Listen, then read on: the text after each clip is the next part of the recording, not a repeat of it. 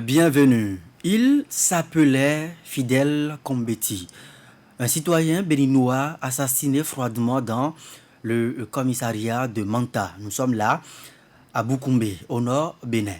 Alors qu'il se trouvait en garde à vue dans les locaux du commissariat, aux environs de 3 heures du matin, dans la nuit du 7 au 8 septembre 2019, le dernier Fidel Kombeti a été agressé et assassiné par des individus armés d'armes blanches. Ce acte crapuleux fâche et choque l'entendement de beaucoup. La famille Kombeti ne reverra plus leur fils, leur frère, leur cousin. Les enfants, désormais orphelins, et la veuve se demanderont encore et encore ce qui s'est réellement passé cette nuit-là où les assaillants ont ôté la vie à Fidel Kombeti qui pensait se trouver en sécurité dans les cellules du commissariat de Manta. Ce meurtre intervient dans un contexte de recrudescence des actes d'insécurité au Bénin, des cas de vol, de braquage à main armée, mais aussi des cas d'assassinat, des faits commis par des hors-la-loi qui perturbent encore la tranquillité des populations. Des efforts se font, certes, par les forces de sécurité, mais des défis restent encore à relever. Nous sommes donc ce soir là pour évoquer donc ce sujet avec vous. Ferdinand Kumba Kombeti, bonsoir. Bonsoir, monsieur le journaliste. Vous êtes diplomate de carrière du corps des attachés des affaires étrangères, mais surtout vous êtes le jeune frère de feu, désormais Fidel Kombeti, qui a été assassiné dans ce commissariat. Oui, pour nous, la famille Kombeti, on ne s'en revient pas que Fidel soit tué. Et surtout que son papa et sa maman sont encore vivants. Pour le papa que j'ai rencontré il y a 2 jours, c'est des rumeurs. Pour lui, son fils est toujours en garde à vue. Ou son fils a été transféré dans une prison pour une quelconque raison. Il ne s'en revient pas que son fils soit tué. Donc voilà ce que je peux dire à l'entame de cette émission. Alors, puisque nous parlons donc d'un cas d'assassinat, dites-nous dans quel contexte cet assassinat est intervenu. Comment en est-on arrivé là? Que s'est-il réellement passé? Aujourd'hui, Fidel n'est pas là pour nous dire réellement ce qui s'est passé, mais ce que je m'en vais vous raconter, c'est ce que j'ai entendu de la bouche des policiers et ce que j'ai entendu de son épouse. Et il a informé son épouse qu'il allait dans un village situé à 5 km de Manta, spécialement le village de Koukouango, qu'il allait trouver un consensus avec un de ses créanciers. Il s'est rendu là-bas aux environs entre 20h et 21h. Moi, j'ai reçu un appel de policiers qui étaient à la gare, qui se trouvait être une connaissance, qui m'a dit, honorable, il y a ton frère qu'on vient d'amener ici au commissariat pour une affaire bizarre. Il me dit, bon, j'ai décidé de le garder à vue, demain on verra. Et informe ton second grand frère pour qu'il lui amène à manger demain matin. J'ai dit, mais je vais l'avertir pour qu'il vienne voir. Il dit, non, c'est pas grave. Demain, vous allez venir. C'est ce qui nous a servi. Et le même policier m'appelle vers 2 heures du matin. Et il me dit, les individus sont venus au commissariat. Ils ont demandé qu'on sorte ton frère. Et moi, j'ai fait semblant d'aller chercher la clé. Et j'ai fui du commissariat. Je lui ai dit, tu as fui? Qu'est-ce que ça veut dire? Il dit, j'ai fui du commissariat. Il a raccroché. Et je suis resté là. Et quelques heures plus tard, c'est-à-dire 1 heure plus tard, à 3 heures, il me rappelle. Il dit, mon frère, tu n'as plus de frère. Ils ont tué ton grand frère. Et il dit, non seulement ils l'ont tué, ils sont allés le tuer dans la chambre la chambre où nous on se repose. sur nos habits et sur nos armes. Il dit, là où je suis sans habit. Tous mes treillis sont dans du sang. Je ne sais même pas comment je vais faire. Et je lui ai dit, ne touchez à rien. Attendez, j'arrive. J'ai quitté Cotonou à 4 heures du matin. En 11 heures, j'étais à Boukoumbe. En arrivant, j'ai aperçu des policiers qui nettoyaient leurs armes avec des chiffons. Ils essayaient de laver certains habits. Je suis d'abord allé m'acquérir de la situation de notre papa qui est au village. Je suis revenu quelques minutes plus tard. Je suis arrivé au commissariat. Le premier constat que j'ai fait, le commissariat ressemblait à une boucherie. Du sang partout. Du sol, des murs, le plafond, tout ça. Et la salle d'accueil des policiers. Je suis allé dans la salle de garde à vue. Du sang. Et ensuite, j'ai demandé, mais où se trouve le corps? Parce que je continue à me tonner de savoir les deux endroits où je pensais qu'il devait se retrouver dans le hall ou bien ailleurs. Il me dit, c'est dans l'autre chambre. Je rentre, j'aperçois 2 lits, un lit, et au fond de la salle, le corps de mon frère couché sur son ventre et dans du sang.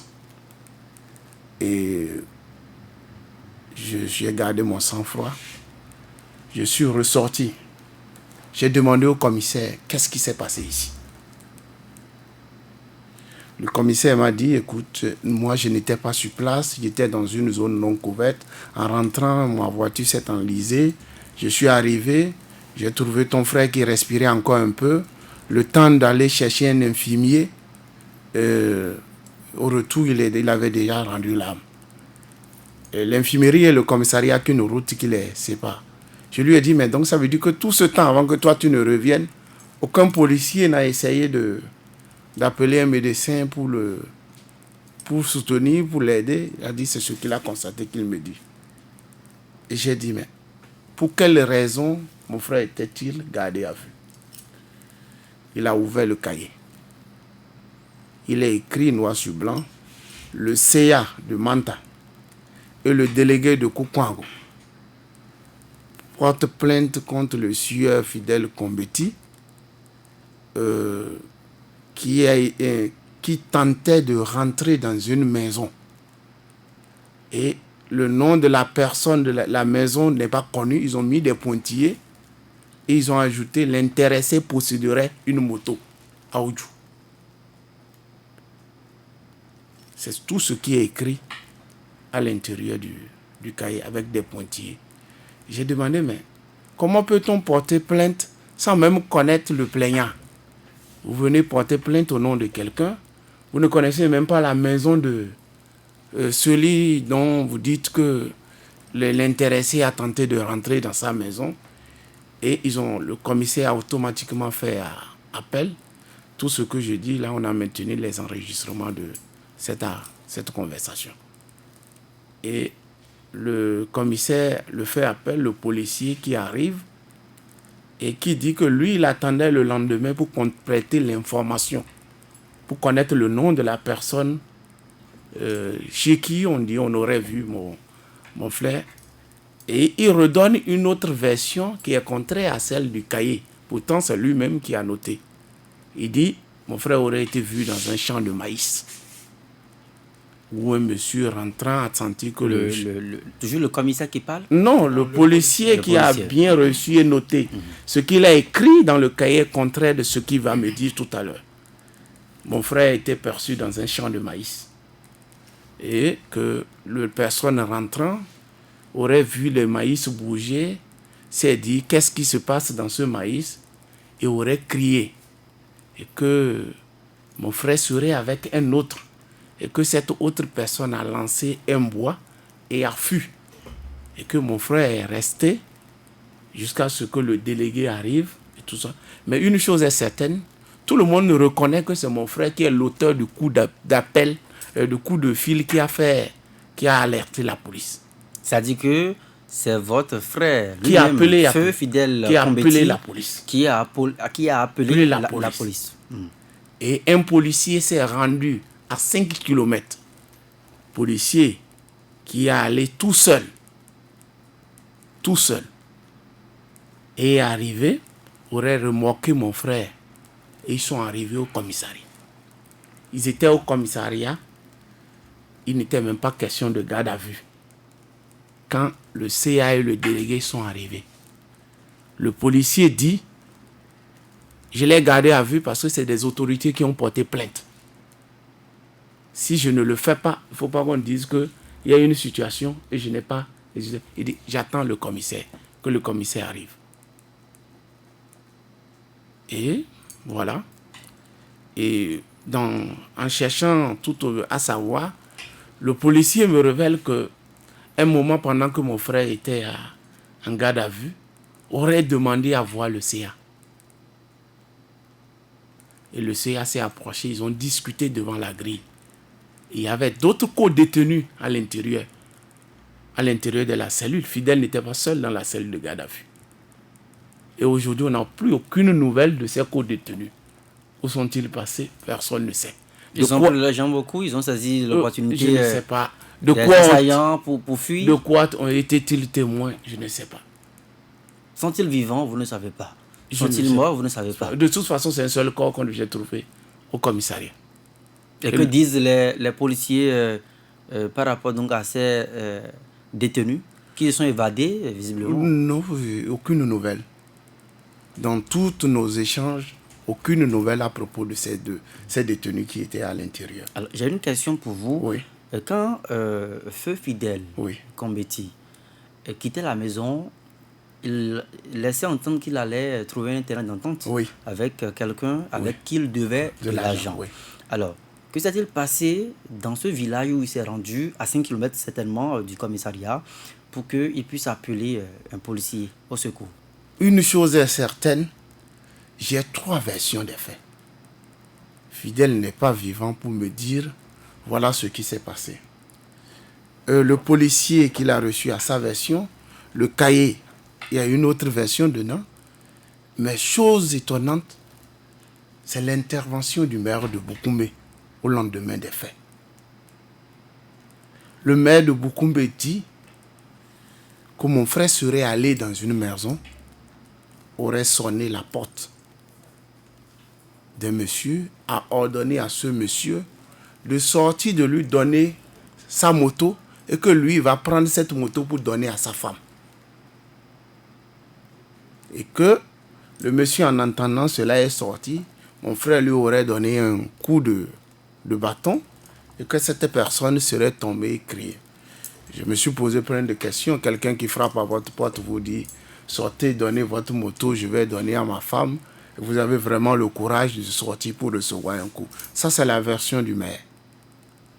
Et le maire approfondit en donnant des détails sur l'assassinat de mon frère qui sont contraires à ce que moi j'ai vu sur le terrain. Aujourd'hui, les policiers tentent de dire verdict populaire. Il n'y a pas de verdict populaire dans un commissariat. Soyons clairs dessus. Mon frère a été gardé à vue à 22h, il a été tué à 3h du matin. Le maire dit qu'à 23h, lui, il a reçu un coup de fil, lui disant que Fidèle ferait l'objet d'un assassinat. Et qu'automatiquement, qu'il a appelé le commissaire.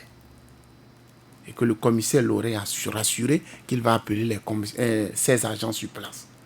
Le maire dit avoir appelé un autre conseiller, un de ses conseillers qui se trouve être un de ses bras droits sur le terrain. Ce conseiller qui se trouve être natif de ce village où les gens ont quitté pour venir assassiner mon frère. Et ce conseiller qui se trouve avoir un frère qui a été secrétaire général de la mairie de Boukoumé, qui est aujourd'hui greffier en chef, greffier au tribunal de premier instance de Djougou. Donc voilà tant d'ombre autour de cet assassinat qui nous amène à nous demander, mais un citoyen qui aujourd'hui se retrouve dans un commissariat, il n'est plus sûr de sa sécurité. Pour nous qui circulons beaucoup, il y a beaucoup de commissariats maintenant dans tous les arrondissements.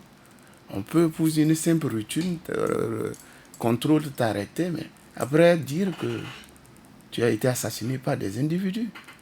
D'accord. Et la seconde, ce que je voudrais relever en plus, c'est que Vous savez, aujourd'hui, ça fait 27 jours que Fidel a été tué. Des gens ont été témoins des faits. Certains sont venus. Et on a des noms ont été cités. Ces individus sont toujours libres et se promènent. Et tout le monde sait qu'ils ont participé à l'assassinat. Alors, est-ce que vous avez engagé une action devant la juridiction? J'ai déposé 3 plaintes au tribunal de première instance de Natitengo. J'ai même réintroduit une 4e plainte. Et être gardé à vue dans un commissariat n'est pas un mal en soi, puisque dans ce pays, on a des gens quand même qui ont été gardés à vue et qui, après, ont prouvé leur innocence.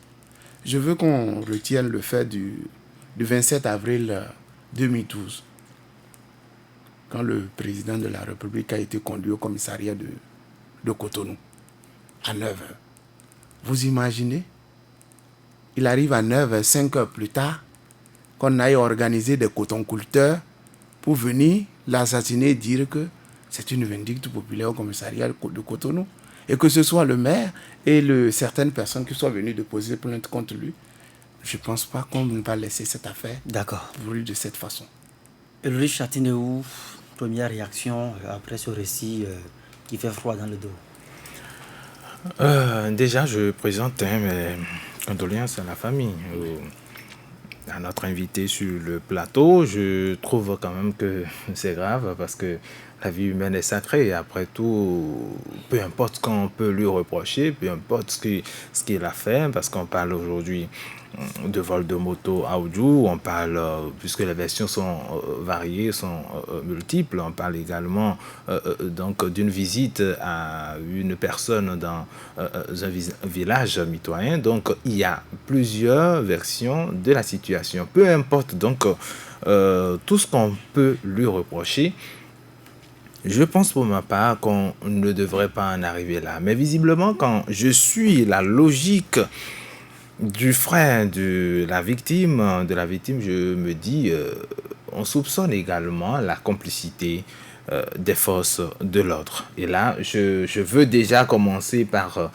cet aspect de la chose-là, parce qu'on ne peut pas, et ce encore en aucun cas, puisque lorsque vous venez déjà dans un centre de commissariat, lorsque vous venez dans un centre de police, c'est une sécurité en quelque sorte pour vous. Vous vous rassurez, vous dites je suis désormais dans les mains des forces de l'ordre et de sécurité, puisque c'est d'ailleurs comme ça que nous les appelons.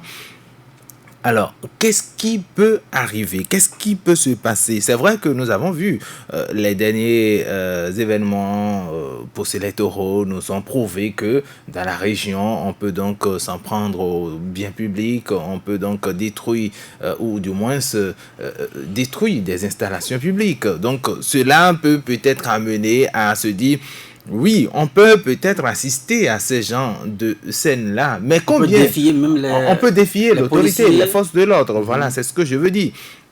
Mais on peut se demander, mais combien sont ceux-là qui étaient arrivés commettre cette bavure? Combien ils étaient? Combien sont les policiers qui étaient à la garde à l'heure là, parce que cette situation implique ou met en cause toute une série de questionnements, c'est-à-dire interpelle plusieurs. Lorsque je parle des policiers, puisque j'évoque déjà la complicité peut-être, parce que je ne suis pas sur les lieux, et c'est à suivre la logique de notre invité que je commence par comprendre que certainement, quand quelqu'un vous appelle pour dire votre frère vient d'être amené au commissariat, 1 heure après, il vous dit, bon, moi-même j'ai fui parce qu'il y a des assaillants qui sont venus pour réclamer votre frère, et puis 1 heure après, il vous rappelle pour dire que vous avez perdu votre frère. Je crois quand même que c'est un peu bizarre. Il n'est pas autorisé quand même à jouer tout ce rôle. Il n'était plus sur les lieux. Comment est-ce qu'il a su? Qui l'a informé? Comment est-ce que... Il y a beaucoup de questions en suspens là. Je pense que la justice doit s'auto-saisir, puisque des plaintes ont été déjà déposées. On doit pouvoir faire la lumière sur cette affaire-là, parce que visiblement, on n'a pas une seule version. Les autorités également se mélangent les pédales et tout porte à croire que c'est peut-être organisé. Il y a d'autres informations que nous n'avons pas, que l'invité n'a pas, ou que d'autres, peut-être même en sortant de la maison, il n'allait pas peut-être régler un problème de dette, mais Non, on dit que sa femme a confirmé cette information. Oui, sa femme a dit que en c'est sortant ce de la qu'il a maison, dit. Le mari aurait dit que c'est ce il que allait le mari a dit. voir un créancier. C'est ce Voilà. que le mari a dit. Maintenant, est-ce que À c'est sa vérifié? femme. Est-ce que c'est vérifié? Lorsqu'il est sorti, effectivement, est-ce que c'est ce pourquoi il était sorti? Donc, il y a beaucoup de questions parce que lorsque c'est des autorités, parce que ceux qui aujourd'hui ont porté plainte au commissariat, mais allez-y voir, on a parlé du CA, on a parlé du chef quartier, enfin, c'est des autorités locales. Donc, c'est dire que ceux-là, en principe, il devrait non seulement, puisque l'individu est déjà dans la main de la police, il devrait se rassurer. Il voulait voler, donc on lui applique les tests et on lui applique la loi. Ils sont censés appliquer la loi et non, je dirais, passer à côté de la loi. Ils devraient amener, même si la population réclamait, comment on appelle-t-on, fidèle. On a dit que le maire de Boukoumbe a pris donc ses responsabilités en appelant le commissaire, lui disant que il y a un crime organisé qui allait donc intervenir autour de 23 heures. Si j'ai bien suivi encore une fois l'invité, il disait c'est à 23 heures que le maire a appelé. Ou du moins, on lui aurait dit qu'il y a eu tel acte qui vient d'être posé. Enfin, à 23 heures, le fidèle était déjà mort. Non. Ah, d'accord.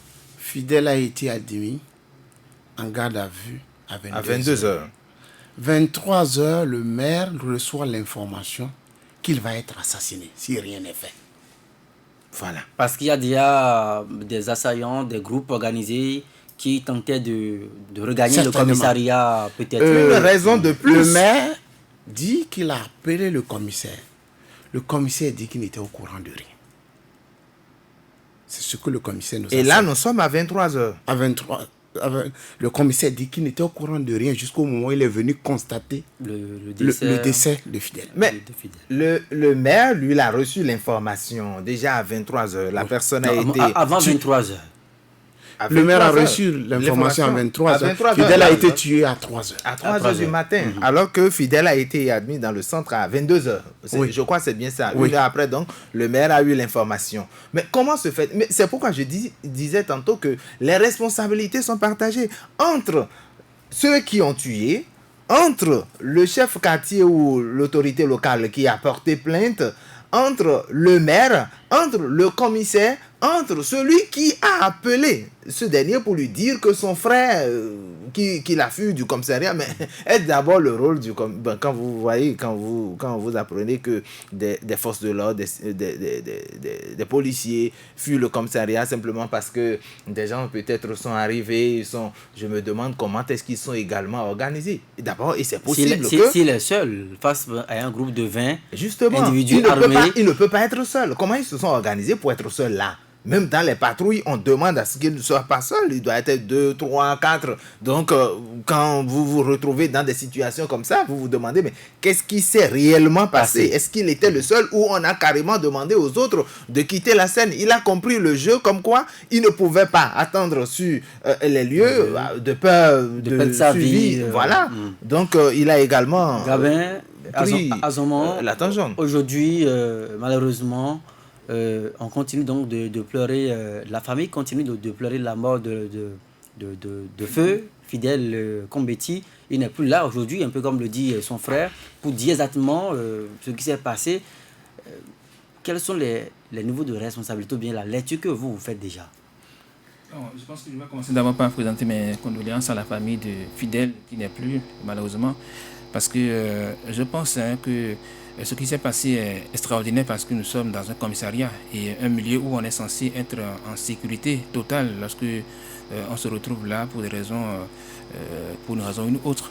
Et donc, quand on nous dit que c'est là qu'il a été assassiné, je crois que ça pose un problème de mon point de vue. Les responsabilités doivent être partagées entre les personnes qui ont eu vent d'abord de son arrivée au commissariat et qui, d'une manière ou d'une autre, ont ont reçu l'information. Donc je crois que quand on dit qu'un policier se retrouve dans un commissariat seul et que face à des assaillants, lui-même il prend la clé des champs, mais comment on peut avoir un seul policier dans un commissariat?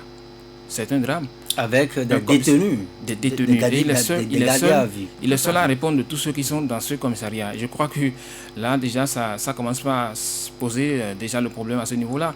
Et la hiérarchie doit pouvoir quand même situer les responsabilités pour nous dire qu'est-ce qui s'est passé pour que, effectivement, on puisse avoir. On a plusieurs versions par rapport donc à l'arrivée de Fidèle dans ce commissariat. Les faits ne sont pas forcément les mêmes. Et je me dis, mais est-ce que lorsque les choses se passent comme ça, finalement, personne ne sera plus en sécurité dans le pays parce que au commissariat, on ne peut pas quand même se retrouver dans ce milieu et être en insécurité. Et donc là-dessus, il y a un problème qui s'est posé. Et il va falloir donc que la justice puisse quand même essayer d'aller sur les traces de ce crime crapuleux pour pouvoir interpeller toutes les personnes qui ont eu vent donc de l'arrivée de Fidèle dans ce commissariat pour qu'effectivement on puisse nous dire qu'est-ce qui s'est passé, qu'est-ce qu'on lui reprochait. Et même si on lui reprochait des choses, il est quand même, on dit la vie est sacrée. Et donc on ne peut pas l'abattre froidement comme c'est arrivé, comme cela. Et jusqu'ici, on n'a pas encore la version de la police républicaine qui n'est pas encore sortie pour dire ce qu'elle pense de cette situation qui est arrivée. Et donc, de toutes les façons, l'invité parle de vindicte populaire. On aurait dit que c'est... Voilà, c'est comme une forme de vindicte populaire. Non, mais si c'est une vindicte populaire, il faut que la police républicaine puisse faire une sortie officielle pour le dire ici et maintenant. Encore que on ne peut jamais imaginer que cela se passe dans un commissariat parce que la vindicte populaire, c'est dans les rues. Encore que depuis un bon moment, on n'a plus eu vent de ce phénomène dans notre pays. Donc je crois que... Encore que habituellement, lorsque ça s'ébruite dans les rues, c'est les forces de sécurité qui viennent chercher l'intéressé pour l'extirper. Ici, nous sommes dans un cas de figure où la police même vide les lieux et donc laisse faire. Je crois que la justice qui a déjà été saisie doit pouvoir trouver les ressources nécessaires pour véritablement faire la lumière sur cette affaire parce que si rien ne se fait, c'est que ça risque de faire école et donc les commissariats... On dit que les personnes contre... ces personnes qui ont été citées dans la plainte sont toujours en liberté. Cela va faire bientôt 30 jours. Aucune interpellation n'a été faite. C'est là que ça inquiète de mon point de vue parce que si la justice n'a pas été saisie, certainement qu'on n'aurait pas eu vent de cette affaire. Si le frère de Fidèle n'est pas venu dans ce studio, peut-être que personne ne saurait que quelque chose de genre s'est passé dans cette région. Donc je crois qu'il est temps que les personnes qui sont censées fournir la lumière nécessaire sur cette affaire puissent quand même essayer de sortir pour nous dire effectivement qu'est-ce qui s'est passé pour qu'on assiste à un assassinat au sein même d'un commissariat comme c'est arrivé. D'accord. Alors, Monsieur Ferdinand Combeti, aujourd'hui, c'est vrai, vous avez introduit donc des plaintes. Vous attendez encore et encore, mais qu'est-ce qui bloque exactement? Je voudrais avant tout vous remercier pour les condoléances présentées. Ce que nous-mêmes, la famille, on aurait aimé que ce soit la police ou une autorité nous présente ces condoléances. 27 jours sont passés. Aucune autorité n'a mis pied chez nous pour même nous présenter les condoléances. On a l'impression que c'est un chien qui a été tué ou un animal qui a été tué. Et je vous dis, je ne souhaite même pas une mort pareille à un Béninois dans ce pays. Il a été découpé. Découpé, je vous dis découpé. À l'intérieur du commissariat et dans la chambre des policiers. On me dira, vindicte populaire, on dit que... découpé. Oui, c'est-à-dire que une hache a été utilisée. D'abord, couper les membres pour l'empêcher de mouvoir et ensuite lui ouvrir le crâne. Donc, quand on dit une vindicte populaire, c'est un acte spontané. Et les faits se déroulent à 5 km du commissariat. Les faits le frère est tué 6 heures ou 7 heures plus tard à l'intérieur du commissariat. La porte de la garde à vue, les clés sont encore sur la porte de garde à vue. Les policiers disent qu'il y avait un cadenas qu'ils ont signé. Vous ne savez pas garder les gens. Mettre seulement que le cadenas sans jamais enlever les clés de la garde à vue. Donc, il y a plein de choses, des points d'ombre sur cette affaire que nous-mêmes, on se pose des questions, on veut comprendre comment cela a été possible. Oui, monsieur Combeti, est-ce que votre frère a des antécédents avec la justice? Est-ce qu'on lui reprochait des choses? Mon frère a 40 ans. Il avait 40 ans. Et jusqu'au soir du 7, où il a été admis dans ce commissariat, son casier judiciaire est vierge. Et ce monsieur ne menait pas une vie cachée. C'était un jeune commerçant qui avait une petite industrie artisanale de fabrication de savon. Il a même un surnom, on l'appelle savon Kundumanda à Bukumbe. C'est-à-dire le savon rentre à Manta. Et il était quelqu'un qui avait un commerce, qui était connu. Ce n'est pas quelqu'un qu'on peut dire qu'on ne connaît. Le maire ne peut pas dire qu'il ne le connaît pas. Puisque c'est le fils de l'ancien deuxième adjoint au maire pendant que lui, il était premier adjoint au maire de la mairie de Bukumbe. Donc, c'est dire qu'il a des affinités politiques. Il a une coloration qu'on lui connaît également en politique. On sait que c'est le frère de qui. On sait qui est le frère de qui il est. On sait le fils de qui il est.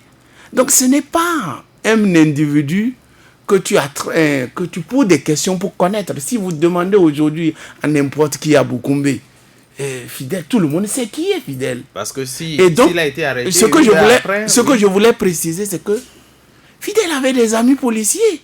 Et moi, personnellement, qui suis à Cotonou, qui rentre de temps en temps, je le vois plusieurs fois traîner avec des policiers, boire ensemble, à manger avec eux. Donc, par conséquent, je voudrais saluer aussi le policier qui allait le chercher tout seul. Un policier qui allait tout seul dans un village à 5 km, sans aucune résistance. Donc, Fidèle ne voyait pas sa vie dans un risque de mort. Il est venu remorquer, il n'est pas venu menotter au commissariat. Donc, il n'y avait pas risque qu'il soit tué. C'était un malentendu. Et ensuite, on m'a dit qu'il paraît qu'il avait un pistolet artisanal sans munitions. Les policiers reconnaissent qu'il n'y avait pas de munitions. J'ai demandé à voir ce pistolet à 2 reprises. Jusqu'à aujourd'hui, je ne connais pas la couleur du pistolet. On tue mon frère, j'arrive, ils savent que... Et je demande 2 fois de suite, montrez-moi le pistolet, ne me le montre jamais. Jusqu'à l'heure où je ne sais même pas de quelle couleur il avait. En plus, le monsieur, il meurt. Et la police, le lendemain, automatiquement, va arrêter un repris de justice. Un monsieur qui a déjà fait 3 fois la prison, qui semblerait qu'il traînait avec mon frère, va arrêter un mécanicien, semblerait qu'il était le mécanicien de mon frère, et veut prouver que le monsieur était un grand criminel et était dans un réseau de criminalité. Et le même mois, on connaît, on a donné des noms, les gens sont venus témoigner. Lui, il a fait, c'est lui qui l'a achevé. Les gens sont venus dire, avant de mourir, mon frère a appelé le nom d'un individu. La personne ayant entendu son nom est revenue avec une hache, l'a achevé. On a donné le nom. Jusqu'aujourd'hui, le monsieur est libre. Je suis rentré ce matin à 5 heures. Qui a donné le nom? Des gens qui ont été témoins des faits. Et monsieur est arrivé sur les lieux, a tenté de filmer la scène. Et on l'a arraché le portable. Le lendemain, on lui a rendu le portable. Qui lui a rendu le portable? Le maire dit qu'on l'a appelé. Qui l'a appelé? Donc voilà des points d'ombre. Mais la police, tout à coup, ignore tous ces faits. Veut maintenant prouver que Fidèle était un criminel. Moi, je suis fatigué dans ce pays de voir chaque fois qu'on a fini de tuer quelqu'un, qu'on nous montre les armes qu'il avait. Parce que là où nous sommes là, on se voit dans ce studio. Je ne sais pas, vous ne savez pas quelle activité je mène, ou bien si je ne me présentais pas tout à l'heure. Maintenant, le jour où on me tue, en ce moment, on vous dépose les armes pour me montrer que j'étais un fabricant d'armes ou j'étais un frère trafiquant de terre. Il faut que cela cesse dans le pays. Si vous voulez qu'on mène les enquêtes devant les gens. Voilà, la police fait son travail. On ne va pas donc jeter donc des accusations sur la police. Ce sont des hommes en uniforme qui font donc leur travail. Et on espère que dans ce cas également, ils feront ce qu'il faut pour que la lumière soit faite sur les contours et puis cette affaire lugubre, hein, on se pose encore des questions et des questions. Alors, je disais tout à l'heure, qu'est-ce qui bloque exactement avec les plaintes? Les plaintes, qu'est-ce qui bloque? On est pratiquement à 30 jours. Les 3 plaintes que j'ai déposées, je suis reparti, on m'a dit que le procureur était en congé. Quand je suis revenu avec la 4e plainte, le procureur, pour une affaire urgente que quelqu'un certainement l'avait appelé au commissariat et au tribunal, il m'a aperçu. Il dit, Monsieur Combeti, venez. Je me suis rendu dans son bureau. Il m'a dit, vous savez? J'ai dit, je ne sais pas. Il semblerait que votre frère aurait tiré sur quelqu'un. J'ai dit, quand? Il dit, courant juillet. J'ai dit, bon, ça, je ne suis pas au courant. Il me dit, je vais vous appeler le directeur départemental de la police. 2 minutes après, le directeur départemental de la police était là, dans son bureau. Il dit, explique-le que son frère a tiré sur quelqu'un. J'ai demandé, pendant qu'on voulait le tuer, ils ont dit non. Courant, j'ai dit non. Je ne veux pas entendre cette affaire-là. Si vous voulez connaître la vie de Fidèle, allez le réveiller là où il est et posez-lui des questions. Il était au commissariat gardé à vue, devait être représenté au procureur selon l'article 58 du code pénal. Il y a une procédure. Quand vous prenez, on n'est pas obligé de garder quelqu'un à vue. Mais quand vous le prenez, vous devez assurer sa sécurité pour qu'il soit présenté au procureur. C'est écrit noir sur blanc dans le code pénal. Donc, moi, je sais ce que j'ai répondu et ça s'est arrêté là. Et depuis, plus rien? Plus rien, aucun contact. J'ai réintroduit une dernière plainte grâce à un avocat et qui certainement va poursuivre. Je ne vais pas rentrer dans les détails puisque c'est confié à un avocat. Voilà. Donc, ça en a une solution. Donc, lui, il a eu sa procédure qu'il a entamée et donc je croise les bras en espérant que la nouvelle procédure de l'avocat va nous donner solution. Et après, à part donc l'avocat, vous avez également saisi d'autres instances? J'ai informé Amnesty International. J'ai apporté des documentations sur la question. J'ai aussi saisi le ministre de l'Intérieur, Sakalafia. J'ai écrit au ministre de la Justice en joignant les plaintes. J'ai écrit aussi au président de la République. Et moi-même, je suis allé déposer à son cabinet. Donc, on ne peut pas me dire aujourd'hui que les gens ne sont pas informés. Et j'ai joint toutes les plaintes déposées. Et j'ai joint aussi les photos de la scène. 48 photos au total dans chaque enveloppe. Donc, voilà. Richard Tineo. Oui, d'abord, je veux présenter encore une fois nos excuses aux auditeurs parce que les scènes macabres qu'on a eues tout à l'heure, je crois que ça va toucher des sensibilités, des gens seront déjà choqués ou des gens seront déjà... Nous leur présentons nos excuses. Mais je veux dire que puisque le dossier est déjà dans la main de la justice, faisons encore une fois confiance à la justice béninoise. Parce que je me dis, c'est notre rempart après tout. On ne peut pas, dans un état de droit, encore que la personne est déjà dans la main, même s'il avait volé, même s'il y a 3 mois, il avait tiré sur quelqu'un, je crois que, je le dis encore une fois, c'est pas des raisons. Et la justice, en principe, on devrait même déjà interpeller les CA qui étaient venus déposer la plainte, c'est-à-dire confirmer que le sieur Fidèle était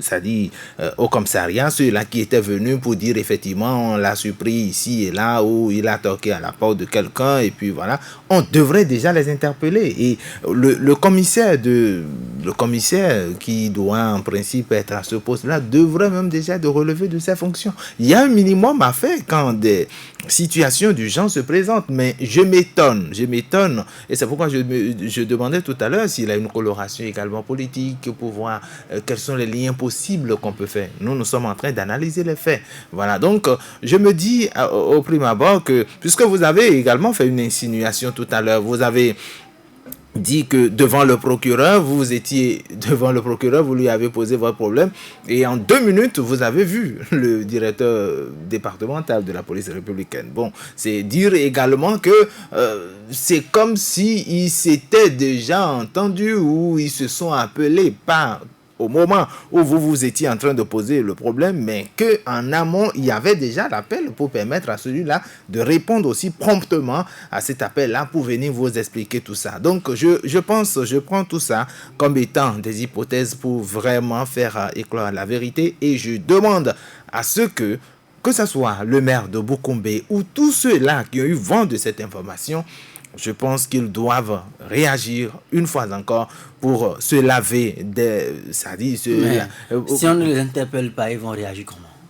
Non, mais il y a des vrai, gens... Il y a une plainte qui cite leur nom, mais si on ne les interpelle pas... Et c'est encore là, je demande à la population, tous ceux-là qui ont des brins d'informations par rapport à ce crime crapuleux, c'est-à-dire de les donner, de les livrer, et puis au fur et à mesure, de fil en aiguille, en suivant donc ces informations, ces témoignages, on peut donc découvrir effectivement qui sont ceux qui ont eu à faire ça. Parce que on parle de vindicte populaire, mais écoutez, il y a à peine 2 ou 3 personnes qui ont véritablement commis l'acte là. Donc il faut pouvoir les identifier. Est-ce que c'est toute la population qui est sortie du créancier?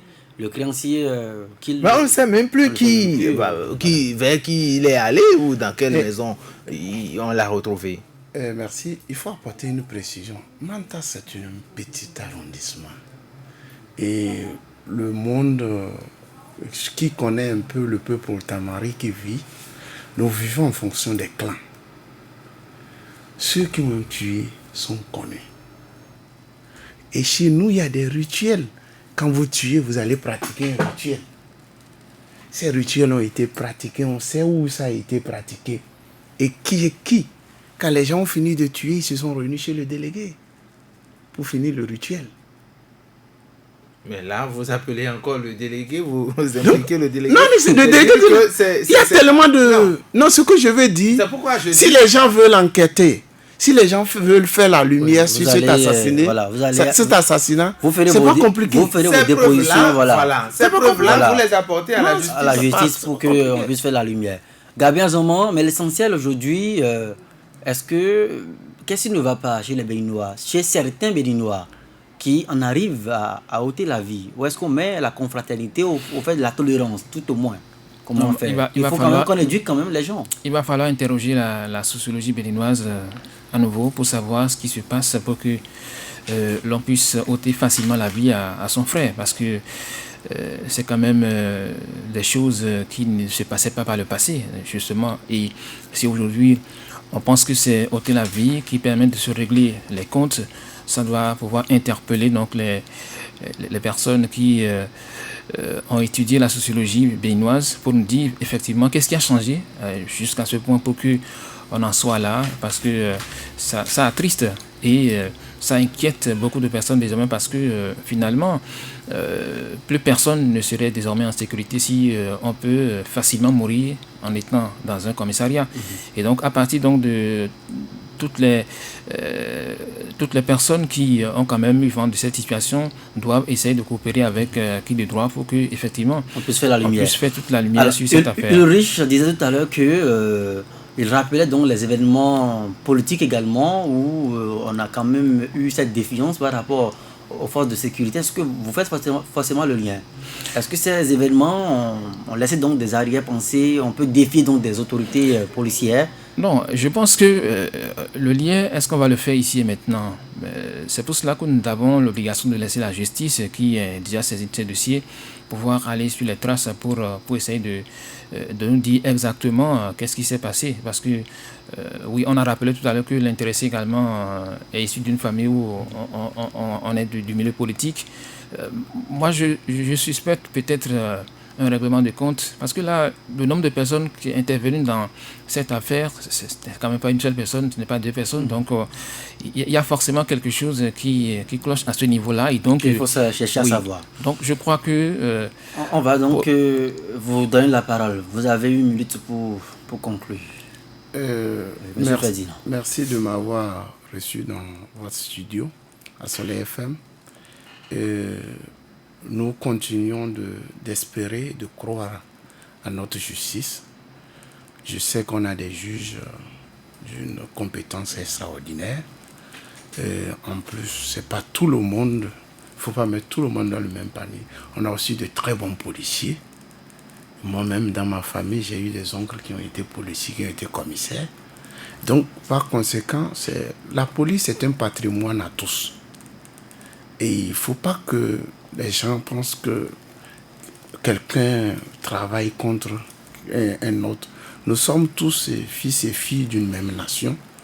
Et je pense qu'il faudrait que chaque fois qu'on a des différends, qu'on trouve le mécanisme de s'en tenir aux règles de droit et à certaines règles établies pour que le pacte social qui nous lie les uns aux autres puisse nous permettre de vivre ensemble dans une harmonie pour pouvoir construire notre pays. Merci à vous, monsieur Ferdinand Combeti, diplomate de carrière du corps des attachés des affaires étrangères. Surtout, vous êtes le frère de feu Fidèle Combeti, qui a été donc assassiné dans la nuit du 7 au 8 septembre dernier dans les cellules, dans les locaux du commissariat de l'arrondissement de Manta. Nous sommes là dans la commune de Boukoumbe.